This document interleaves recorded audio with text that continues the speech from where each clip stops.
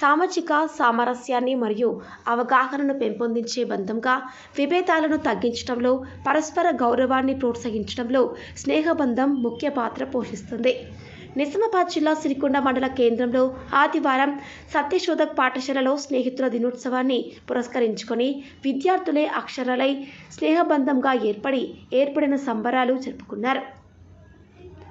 ఈ సందర్భంగా పాఠశాల ప్రిన్సిపల్ రావుట్ల నర్సయ్య మాట్లాడుతూ, లోకంలో స్వచ్ఛమైన స్నేహాన్ని మించినది ఏదీ లేదని, స్నేహానికి కులం, మతం, జాతి అనే తారతమ్యం ఉండదని, ఇది సాంస్కృతిక, సామాజిక భేదాలకు అతీతంగా సామాజిక సామరస్యాన్ని మరియు అవగాహనను పెంపొందించే బంధంగా, విభేదాలను తగ్గించడంలో, పరస్పర గౌరవాన్ని ప్రోత్సహించడంలో స్నేహబంధం ముఖ్య పాత్ర పోషిస్తుందని నర్సయ్య అన్నారు.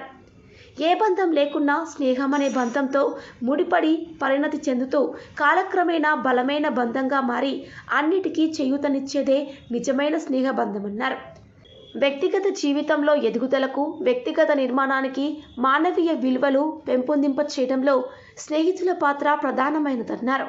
కార్యక్రమంలో పాఠశాల ఉపాధ్యాయులు, సిబ్బంది, విద్యార్థులు పాల్గొన్నారు.